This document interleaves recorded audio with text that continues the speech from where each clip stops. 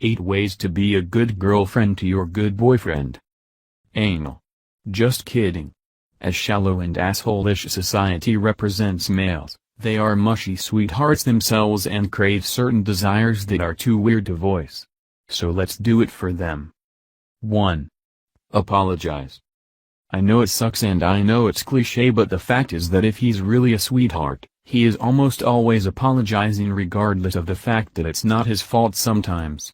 If you really want to be that girl that stands out, apologize. Even when it's not your fault. You know that mood when you know it's your fault but don't want to apologize? Yeah. He's entitled to them too, you know. 2. Buy him flowers. Everybody loves receiving heartwarming flowers, but we gals know better than to deny our love for them. Our men, however, can't seem to voice this desire. But do know that an intimate gesture such as sending flowers will make his day week. In fact, don't send them. Give them to him in person with the warmth of your hands in his. 3. Be transparent.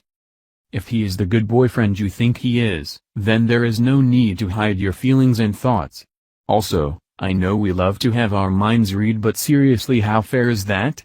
It's hard for him to know your thoughts at any given time, even if he may have known you for 10 years. Transparency and communication is important, and there's a much higher chance that his reply to what you thinking will be more honest than yours. 4. Speak your mind. As a continuation to the last point, I stress on how important this is. When asked what is upsetting you, open your mouth and let it out short and simple. That's how men understand best, so express it so. If all you want to do is rant, then let him know. Men usually don't understand mindless complaining. If something is wrong, they look to fix it. So if it can't be fixed but you want to lighten your emotional load, make that clear. And let's avoid the whole "I'm fine when you're not" situation. He's your boyfriend, and if he's a good one and asking, he's genuinely concerned. 5. Don't draw comparisons. If he is a good boyfriend, he will avoid comparing you to other women. But of course, it's easy not to notice this because women are easily less territorial than men. When you compare your man to someone, you are starting something you may not be able to finish. Insecurity and paranoia are parasites that will eat him from within before permeating the depths of your relationship. He may be a good boyfriend, but comparisons can make him a terrible man.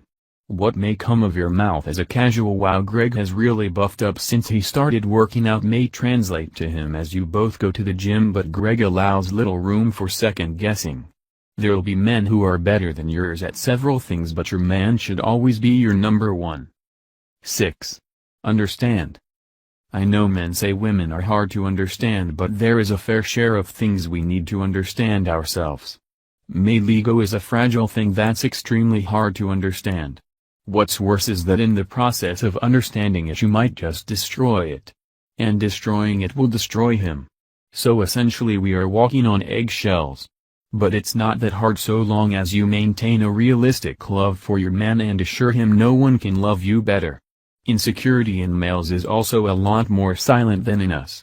So we need to be careful with our words, especially when we are all angry and arguing. A dirty argument may last 20 minutes, but he will have to live with the dirty words for the rest of his life. You may leave him, but he will continue to doubt his qualities you pick on when he is with someone else. 7. Be happy. I'm sure he is there for you when you're down in the dumps. And he is sympathetic when Aunt Flo comes to visit. But, I'm talking chronic complaining. If you have clinically diagnosed depression and he isn't there for you, he is a jerk.